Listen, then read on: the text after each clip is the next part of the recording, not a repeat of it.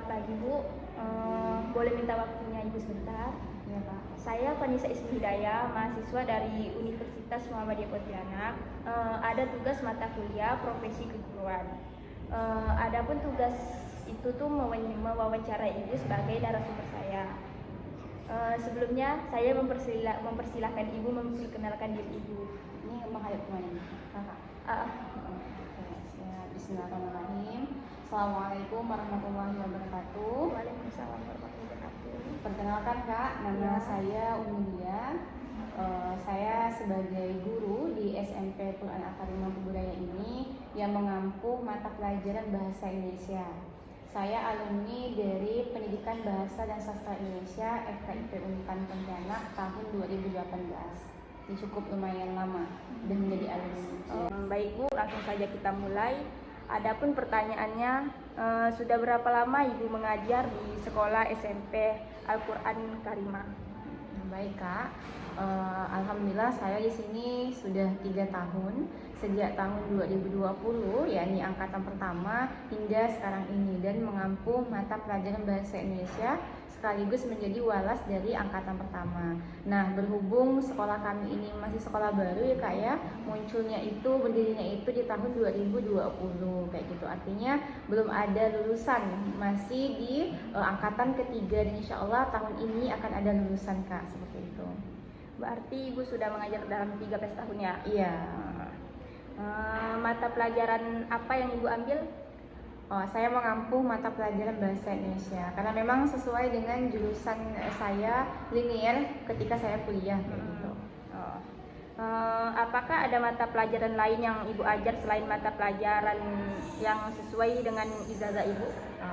Kalau di angkatan pertama dulu, karena kita masih sekolah baru dan masih kurang sumber daya manusia, jadi di tahun pertama saya mengajar 2 mapel. Yang pertama Bahasa Indonesia yang memang sesuai dengan jurusan saya, kemudian yang kedua mengajar SBK Kak, kayak gitu, sebagai SBK dan prakarya, sebagai pelatihan gitu untuk anak-anak bagaimana menciptakan kerajinan mereka, kemudian bagaimana mengasah keterampilan mereka, seperti itu.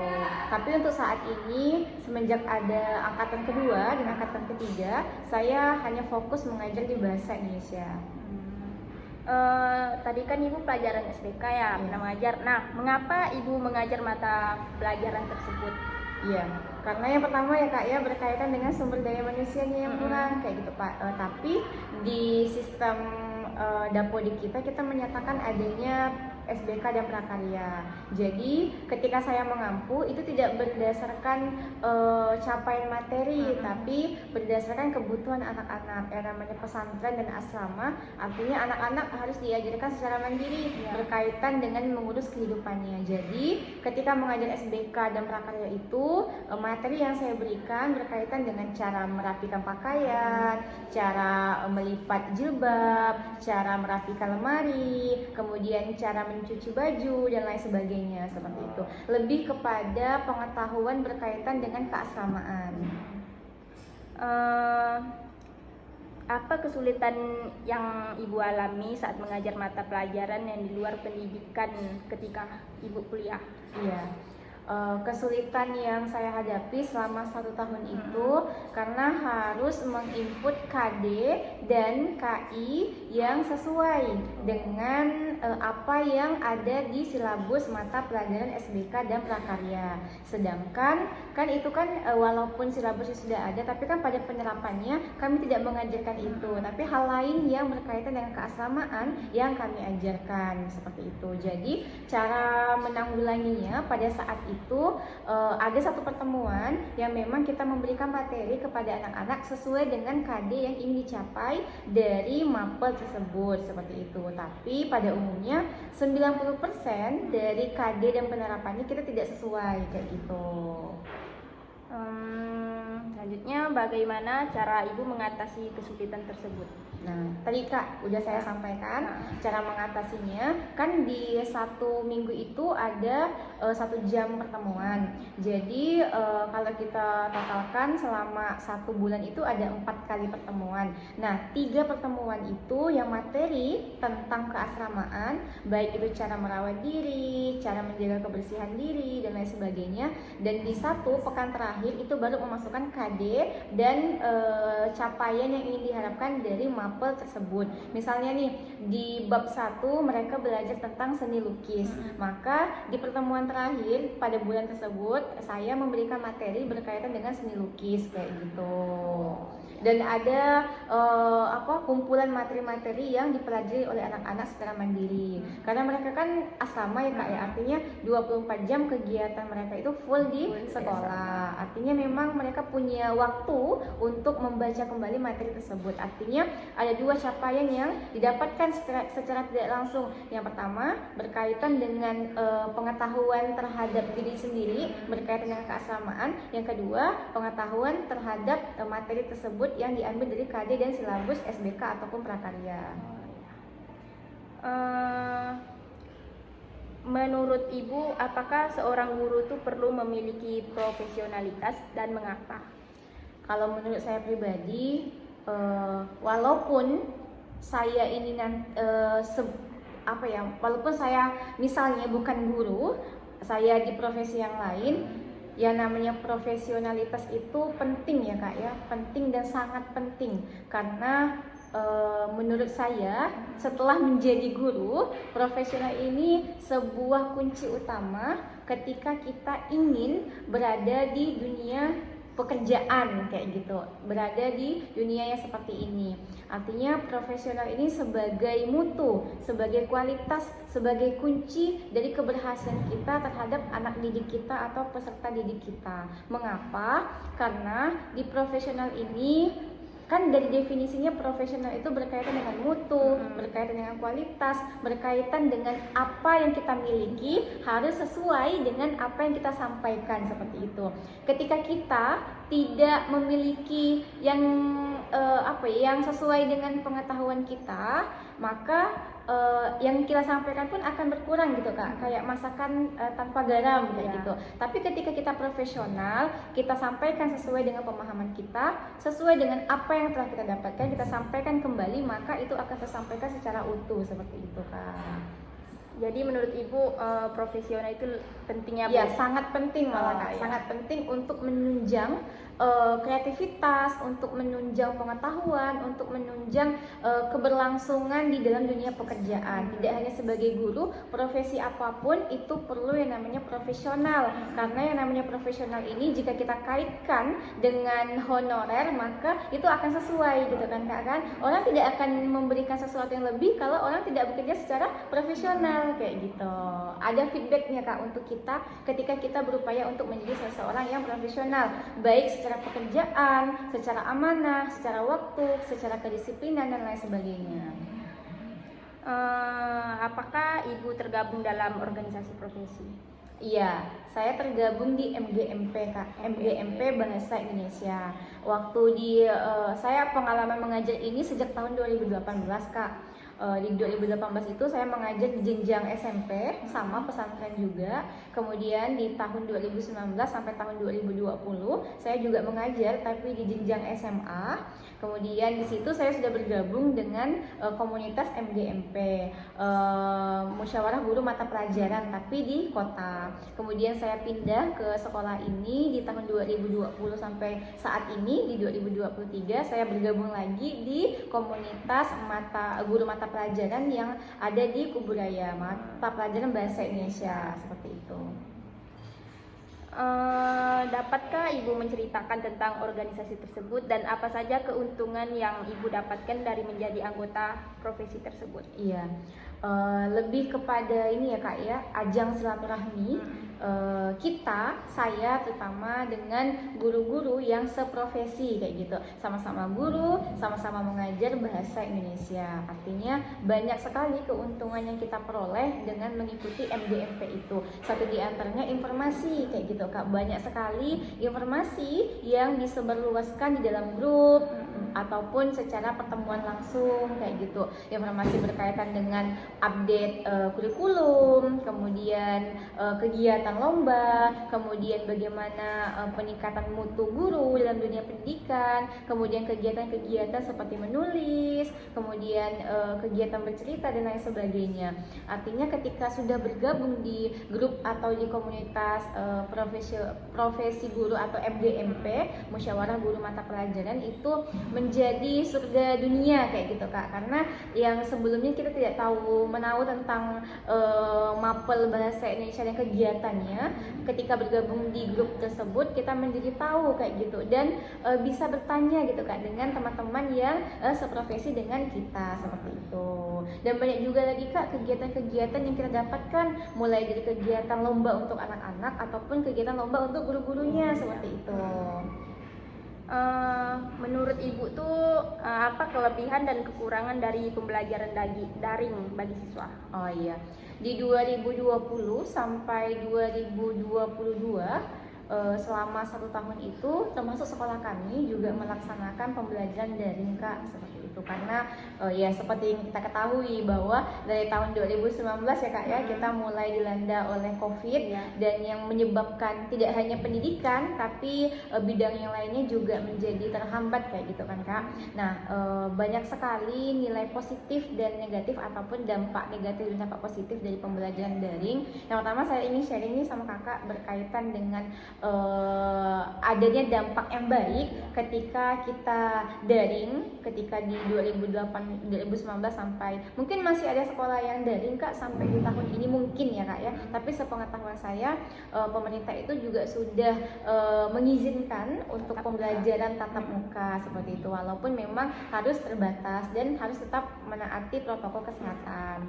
Nah kemudian dampak positif yang pertama itu berkaitan dengan segi kesehatan Kak, karena satu di antara cara kita mencegah penularan virus yang kemarin itu dengan tidak bertatapan atau dengan tidak berkumpul gitu Kak di tempat keramaian seperti itu. Satu di antaranya seperti sekolah kayak gitu.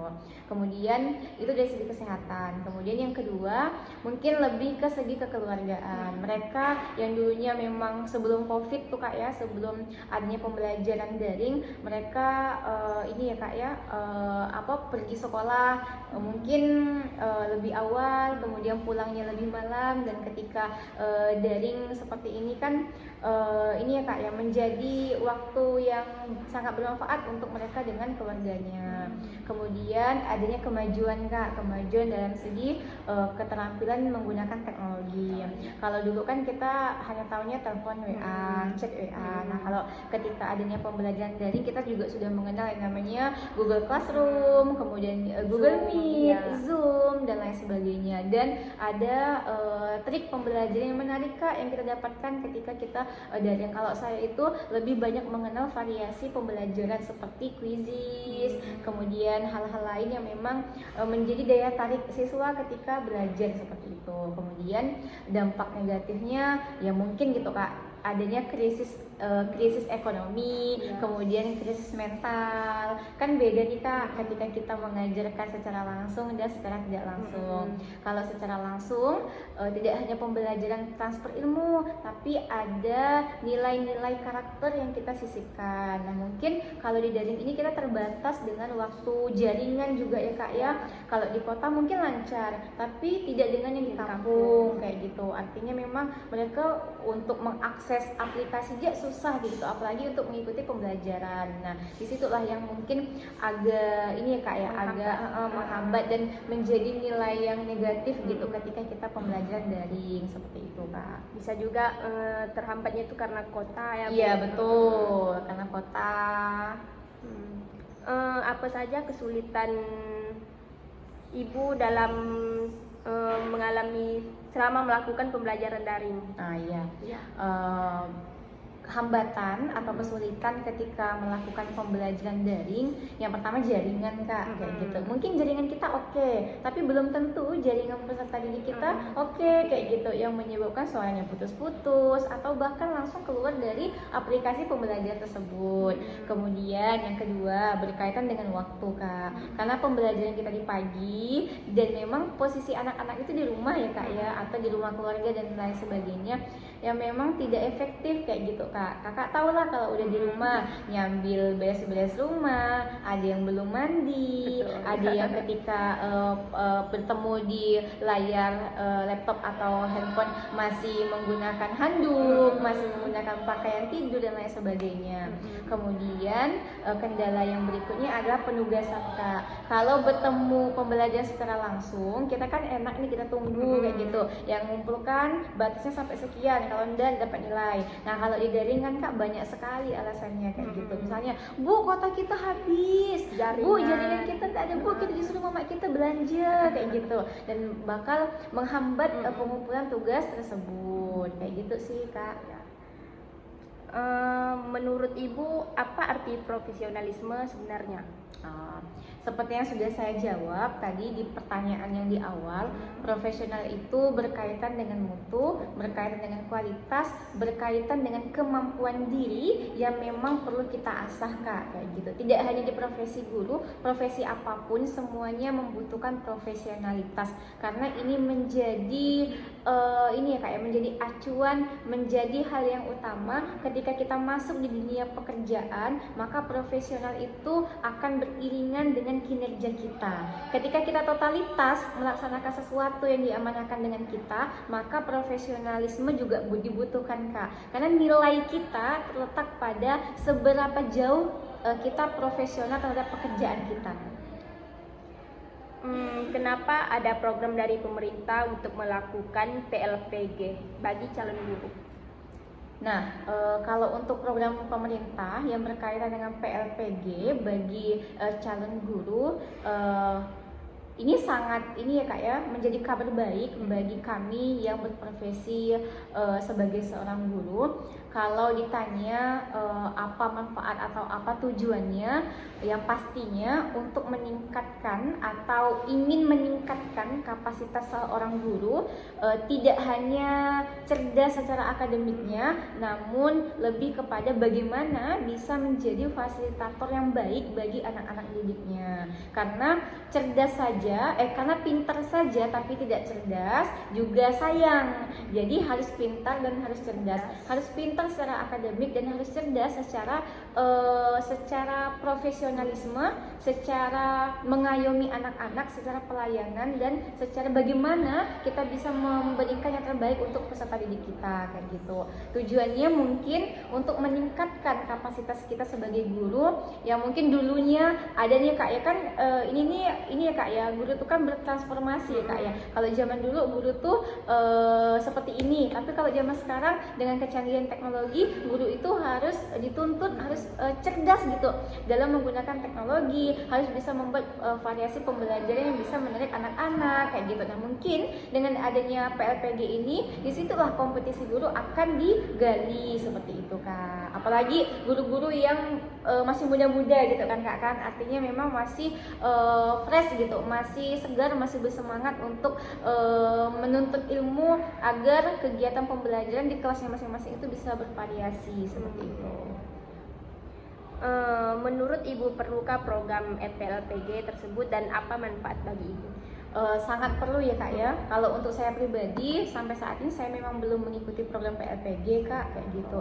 Nah mungkin tapi teman-teman saya sudah banyak yang lulus dari program tersebut, dan memang pastinya jelas berbeda Kak dengan kami yang belum mengikuti program PLPG kayak gitu. Mungkin jenjang berbedanya itu dari pengetahuan Kak, dari pengetahuan, kemudian dari bagaimana variasi pembelajaran, kemudian dari perangkat-perangkat pembelajaran yang memang mereka lebih jauh, lebih paham gitu Kak. Artinya bukan berarti kami yang belum tidak paham, maksudnya lebih lah tingkatannya dibanding yang belum mengikuti program PLPG seperti itu. Jika melihat tentang degradasi moral yang melanda pendidikan kita seperti tawuran pelajar, bentrokan mahasiswa, kasus asusila, membolos, mencontek dan sejumlah permasalahan lainnya, menurut Ibu tuh apa yang salah dalam sistem pendidikan di negeri kita? Nah, berkaitan dengan degradasi nilai moral, kemudian dengan tingkah pelajar yang saat ini mungkin masih ada yang tawuran, suka bolos, pergaulan bebas, narkoba dan lain sebagainya. Kita tidak boleh saling menyalahkan ya Kak ya, karena dalam hal ini tidak ada yang salah. Hanya mungkin kita kurang melihat sejauh mana kebutuhan anak-anak terhadap hal-hal tersebut. Artinya ketika kita menemukan sesuatu yang kurang tepat, bukan berarti si A salah, si B salah, si C yang salah. Ini sebagai introspeksi diri kita masing-masing, misalnya mulai dari pemerintah, mulai dari orang tua, mulai dari lingkungan, mulai dari diri sendiri, seperti itu. Kita tidak boleh saling menyalahkan karena dalam hal ini semuanya saling berkesinambungan. Mungkin dari segi pemerintah bisa mengintrospeksi bagaimana kurikulumnya berjalan. Kemudian dari orang tua, nah bagaimana pelayanan orang tua, bagaimana perlakuan orang tua terhadap anak-anaknya, seperti itu. Kemudian dari lingkungan, sudah benarkah lingkungan pergaulan anak-anak kita, sudah benarkah kita memposisikan anak kita di sekolah tersebut dan lain sebagainya. Dan dari diri sendiri Kak, artinya ada kesadaran ketika ingin melakukan hal tersebut merugikan tidak, berdosa tidak, dan seperti itu Kak. Artinya dalam hal ini kita tidak boleh saling menyalahkan, tapi yang kita butuhkan adalah introspeksi dan evaluasi terhadap apa yang sudah kita lakukan, seperti itu. Yang mungkin memang ini sangat diperlukan Kak untuk menunjang pendidikan dan kualitas pendidikan yang ada di Indonesia saat ini. Apakah ada hubungannya dengan kompetensi guru, kompetensi pedagogik atau kompetensi sosial, kompetensi profesional dan kompetensi kepribadian? Jelas semua ini ada hubungannya dengan semua kompetisi yang kakak sebutkan tadi, baik itu sosial, moral, pedagogik, dan lain sebagainya. Karena semua itu terutama di guru ya Kak ya, di guru ketika kita berprofesi sebagai guru, menjadi seorang guru itu bukan suatu paksaan Kak, tapi panggilan dari hati nurani. Artinya secara pedagogik dan secara psikis, guru itu seorang ini harus siap ketika berhadapan dengan seorang murid. Kita tidak tahu ya Kak ya, banyak sekali ragam macam murid nih Kak ya, atau siswa ya. Ada siswa yang mudah diatur, ada yang mau taat, dan ada juga yang sebaliknya kayak gitu Kak. Artinya secara psikologi, secara pedagogik, secara nilai sosial dan moral kita harus siap ketika berhadapan dengan hal-hal yang seperti itu. Nah, kenapa program PLPG, program kompetisi guru itu sangat diperlukan? Mungkin ini satu di antara cara bagaimana kita sebagai seorang guru harus siap dengan segala tantangan, terlebih kita berhadapan dengan generasi Z ya Kak ya. Generasi Z yang penuh dengan rasa penasaran, penuh dengan informasi yang mungkin kita juga tidak tahu sebelumnya kayak gitu. Tiba-tiba kita tahunya dari peserta didik kita kayak gitu. Artinya semua kompetisi itu memang harus bisa kita kuasai untuk menjadikan pendidikan ini jauh lebih baik kayak gitu Kak. Artinya memang nilai sosialnya, bagaimana seorang guru itu bisa peka dengan peserta didiknya, kemudian nilai pedagogiknya bisa memahami peserta didiknya, nilai moralnya bagaimana bisa saling berkolaborasi dengan muridnya, dengan peserta didiknya, nilai keagamaan bisa menasehati peserta didiknya, seperti itu Kak. Pertanyaan terakhir Bu, apa saran Ibu bagi kami yang saat ini sedang menempuh kuliah di FKIP? Nah, untuk teman-teman yang memang sudah mendedikasikan dirinya, sudah meniatkan dirinya untuk menjadi seorang guru, tapi Kak ketika masuk di FKIP itu memang FKIP itu Fakultas Keguruan Ilmu Pendidikan kayak gitu, tapi tidak semua orang yang lulus dari situ siap untuk jadi guru Kak kayak gitu. Nah, saya sedikit bercerita nih Kak, di pengalaman saya, kami itu satu angkatan itu ada 83 orang. Tapi yang jadi guru Kak hanya beberapa orang kayak gitu. Ini di luar faktor segalanya, baik itu faktor kemauan, faktor lowongan pekerjaan, ataupun faktor kesiapan kayak gitu. Mungkin mereka siap tapi belum rezeki, dan juga sebaliknya seperti itu Kak. Jadi menjadi seorang guru itu bukan suatu paksaan, tapi itu lahir dari hati nurani kita. Ada kemauan dari kita sendiri kayak gitu untuk menyampaikan sedikit ilmu yang kita miliki seperti itu. Kan ada tuh Kak di dalam Al-Qur'an kan, sampaikanlah walaupun hanya sepotong ayat. Dan memang menjadi seorang guru itu antara dua Kak, dosa jariah atau amal jariah. Ketika kita menyampaikan kebaikan, maka menjadilah amal jariah. Tapi ketika kita menyampaikan keburukan, maka menjadilah dosa jariah kayak gitu. Tinggal dipilih mau menjadi pelopor di amal jariah atau menjadi dosa jariah seperti itu. Nah, ketika kita sudah mengikhlaskan diri kita sepenuhnya menjadi seorang pendidik, maka tetap luruskan niat itu. Tujuan kita menjadi seorang guru bukan untuk mencari hal-hal kesenangan dunia saja, tapi ada kesenangan yang kesenangan di akhirat nanti yang ingin kita dapatkan, yaitu kebaikan-kebaikan dari yang sudah kita sampaikan menjadi amal jariah untuk kita seperti itu Kak.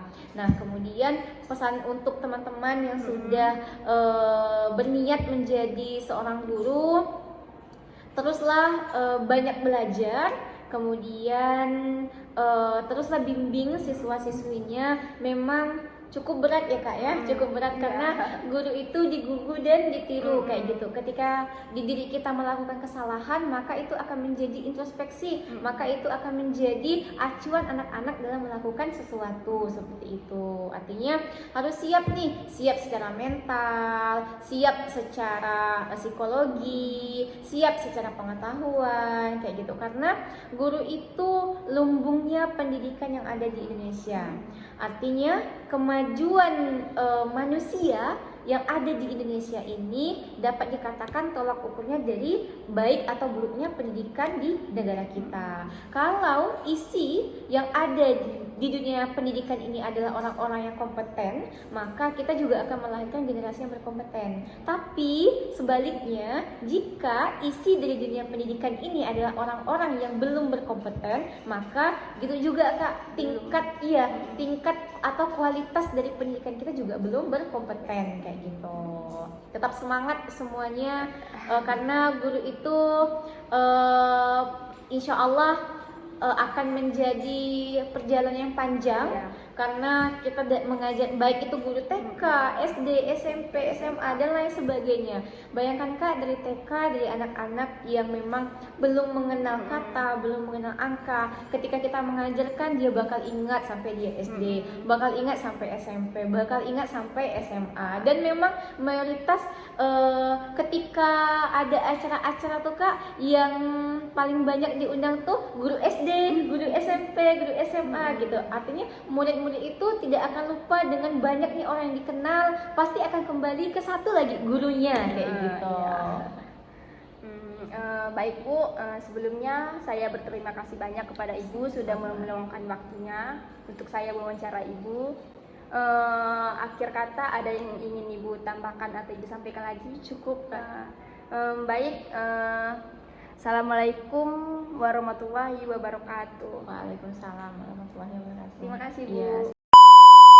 Baik, dari hasil wawancara tersebut saya membuat rangkuman bahwa seorang guru harus memiliki profesional dengan memiliki komitmen untuk bekerja keras untuk kemajuan sekolahnya. Oleh karena itu, idealnya guru itu harus profesional dan memiliki kompetensi seperti pedagogik, kepribadian, sosial, dan profesional untuk meningkatkan kualitas pendidikan. Dan menjadi guru yang profesional itu merupakan kunci utama bagi seorang guru supaya menjadi guru yang profesional, yang mempunyai kemauan, komitmen, dan ketulusan dalam menjalankan tugas mulia seorang guru sebagai seorang guru.